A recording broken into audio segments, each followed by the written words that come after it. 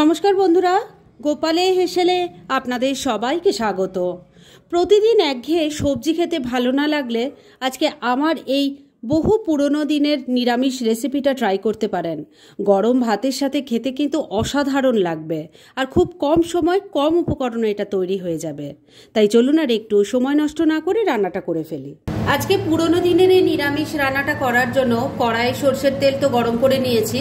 এর মধ্যে এবার পাঁপড় ভেজে নেব। আমি বড় সাইজের প্লেন যে পাঁপড়গুলো হয় সেগুলো নিয়েছিলাম। বড় সাইজ ছিল বলে দেখুন আমি এভাবে টুকরো করে কেটে নিয়েছি। আপনারা যদি ছোট সাইজের পাঁপড় নেন তাহলে গোটাও রাখতে পারেন। এবার প্রথমেই পাঁপড়গুলোকে ভেজে নেব। দেখুন এক টুকরো পাঁপড় আমি ভেজে নিয়েছি। এইভাবে সবকটা পাঁপড় আমি ভেজে নিচ্ছি। আমি এখানে 4টে পাঁপড় নিয়েছি, আপনারা নিজেদের প্রয়োজন মতো পাঁপড়ের পরিমাণ বাড়িয়ে বা কমিয়ে নেবেন। সমস্ত পাঁপড়গুলো ভেজে তুলে নিয়েছি। এবার যে তেল আছে তার মধ্যে দিয়ে দিচ্ছি অল্প নুন, অল্প হলুদের গুঁড়ো দিয়ে দিলাম। এবার এর মধ্যে একটু আলুর টুকরো ভেজে নিচ্ছি। আমি এখানে একটাই বড় সাইজের আলু নিয়েছিলাম, সেটাকে টুকরো করে কেটে নিয়েছি। এবার এই আলুর টুকরোগুলোকে লাল লাল করে ভেজে তুলে নেব। আলুর টুকরোগুলো ভেজে তুলে নিয়েছি। এবার যে তেল আছে তার মধ্যেই বাকি রান্নাটা করব। এর মধ্যে প্রথমেই দিয়ে দিচ্ছি অল্প গোটা জিরে আর গোটা গরম মশলা। তার মধ্যে আছে 2-3টে এলাচ, 2-3টে লবঙ্গ আর একটা দারচিনি। একটু হিং দিয়ে দিচ্ছি। এর সাথেই যাচ্ছে একটা তেজপাতা, একটা শুকনো লঙ্কা। এবার ফোড়নটাকে একটু ভাজা ভাজা করে নিচ্ছি। ফোড়নটা ভাজা ভাজা হয়ে গেছে। এবার এর মধ্যে দিয়ে দিচ্ছি থেতো করা আদা আর কাঁচা লঙ্কা।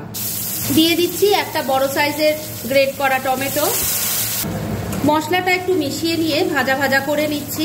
বন্ধুরা, আপনারা আমার রেসিপি দেখার সাথে সাথে আমার ফেসবুক পেজ গোপালের হেসেল, তাতেও ভিজিট করতে পারেন। ডেসক্রিপশন বক্সে লিংক দেওয়া আছে।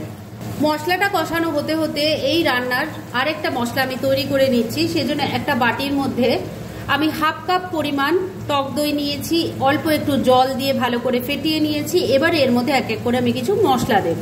প্রথমে দিয়ে দিচ্ছি হলুদের গুঁড়ো, দিয়ে দিচ্ছি একটু কাশ্মীরি মির্চ পাউডার, 1 চামচ জিরের গুঁড়ো দিয়ে দিলাম, 1 চামচ ধনের গুঁড়ো দিয়ে দিলাম। এর সাথেই যাচ্ছে অল্প গরম মশলার গুঁড়ো। এবার সবকিছু খুব ভালো করে এই দইয়ের সাথে মিশিয়ে নিচ্ছি। দইয়ের সাথে সবকিছু ভালো করে মিশিয়ে নিয়ে মশলাটা তৈরি হয়ে গেছে। আর এদিকে দেখুন যে মশলাটা কড়াইয়ে কষাচ্ছিলাম সেটাও কিন্তু ভালো করে কষানো হয়ে গেছে, এর থেকে তেল ছেড়ে দিয়েছে। এবার তৈরি করে রাখা মশলাটা এর মধ্যে ঢেলে দিলাম।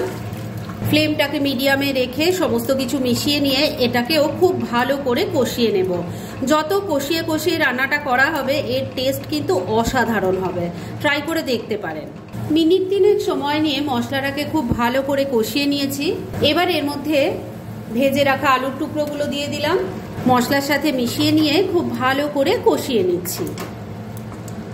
মিনিট 2 সময় নিয়ে মশলার সাথে আলুর টুকরোগুলো মিশিয়ে নিয়ে খুব ভালো করে কষিয়ে নিয়েছি। এবার এর মধ্যে গ্রেভির জন্য জল দিয়ে দেব। ভালো করে মিশিয়ে নিচ্ছি। এই যে জলটা আমি এখানে দিলাম এটা কিন্তু উষ্ণ গরম জল। ঝোলের সাথে সবকিছু খুব ভালো করে মিশিয়ে নিয়েছি। এবার এর মধ্যে দিয়ে দিচ্ছি পরিমাণ মতো নুন, অল্প একটু চিনি দিয়ে দিলাম, দিয়ে দিচ্ছি 2টো কাঁচা লঙ্কা। ভালো করে মিশিয়ে নিচ্ছি। আমি লঙ্কাগুলো কিন্তু চিড়ে বা ফাটিয়ে দেইনি, কেননা আগেই লঙ্কার ব্যবহার করা হয়েছে। আর এই রান্নাটা খুব বেশি ঝাল ঝাল ভালো লাগবে না, শুধু লঙ্কার গন্ধটা হওয়ার জন্য গোটাই দিয়েছি। ভালো করে সবকিছু মিশিয়ে নিচ্ছি।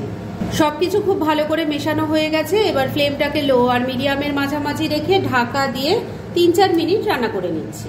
মিনিট 4 রান্নাটা করে নিয়েছি। এবার ঢাকা তুলছি। প্রথমেই দেখে নেব আলু কেমন সেদ্ধ হয়েছে।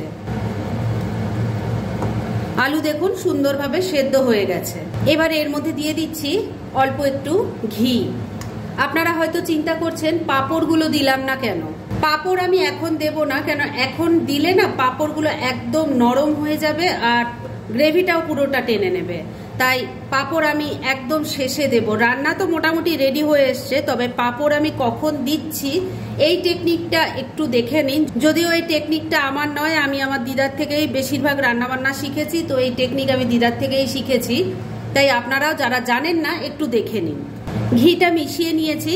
এবার গ্যাসটা বন্ধ করে দিলাম। এবার ভাজা পাঁপড়গুলো এর মধ্যে দিয়ে দিচ্ছি। পাঁপড় দিয়ে যদি রান্নাটা করা হয়, মানে ঝোলটা ফুটানো হয়, তাহলে পাঁপড়গুলো একদম গ্রেভি টেনে নেবে। খাওয়ার সময় দেখবেন একদম শুকনো হয়ে গেছে, ভালো লাগছে না। আর পাঁপড়গুলো ভীষণভাবে নরম হয়ে যায়, যেগুলো খেতে বা দেখতে কোনোটাই ভালো লাগে না। দেখুন সমস্ত ভাজা পাঁপড়গুলো আমি ঝোলের মধ্যে দিয়ে দিয়েছি, গ্যাস তো আগেই বন্ধ করে দিয়েছি। এবার এটাকে মিনিট 2 ঢাকা দিয়ে রেখে দিচ্ছি। মিনিট 2 পাঁপড়গুলোকে ঝোলের মধ্যে রেখে দিয়েছিলাম, ঢাকা তুলে নিলাম। এবার পাঁপড়গুলোকে গ্রেভির সাথে মিশিয়ে দিচ্ছি। এভাবে বানিয়ে দেখবেন, ঝোলটাও থাকবে, পাঁপড়গুলো বেশি নরমও হবে না, খেতেও ভালো লাগবে।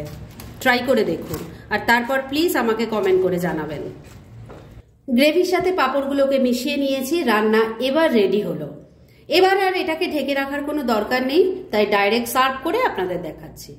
ফ্রেন্ডস, আমার আজকের এই নিরামিষ পাঁপড়ের ডালনার রেসিপি একদম রেডি হয়ে গেছে এবং আমি সার্ভ করে দিয়েছি। ভীষণ ইজি একটা রেসিপি, খুব কম সময় কম উপকরণে তৈরি হয়ে যায়। আর এই রান্নাটা কিন্তু আমাদের দিদিমা ঠাকুমার কথা মনে পড়াবেই, কেননা এই রান্নাটা ওনাদের সময়কারী। তবে এর স্বাদ কিন্তু এখনও অমলিন। যেভাবে আমি তৈরি করেছি ঠিক সেইভাবে আপনারা তৈরি করে খেয়ে দেখুন, খেতে কিন্তু ভীষণ ভালো লাগবে। তাই দেরি না করে পারলে এটা আজই একবার ট্রাই করে ফেলুন, আর তারপর কেমন লাগলো সেটা প্লিজ কমেন্ট করে জানাবেন। এরম ধরনের অনেক ভালো ভালো নিরামিষ রান্নার রেসিপি আপনারা গোপালের হেসেল সার্চ করলেই পেয়ে যাবেন, যার মধ্যে থেকে কিছু কিছু আমি সাজেস্টেড বক্সেও দিয়ে দেব, সেখান থেকেও আপনারা দেখে নিতে পারেন। তাই গোপালের হেসেল অবশ্যই ভিজিট করুন। আর আপনারা কেমন ধরনের রেসিপি চাইছেন সেটাও কিন্তু আমাকে জানাতে পারেন, আমি চেষ্টা করব সেসব রেসিপিগুলো আপনাদের সাথে শেয়ার করার। আর আমার আজকের এই রেসিপি যদি আপনাদের ভালো লাগে আর ইউজফুল বলে মনে হয়, তাহলে যারা এখনও আমার চ্যানেলটাকে সাবস্ক্রাইব করেননি তারা প্লিজ সাবস্ক্রাইব করুন। তাহলে আজকের মতো এখানেই শেষ করছি, পরদিন আবার এরকমই কোনো ভালো রেসিপি নিয়ে চলে আসব। আপনারা সবাই খুব ভালো থাকুন, সুস্থ থাকুন।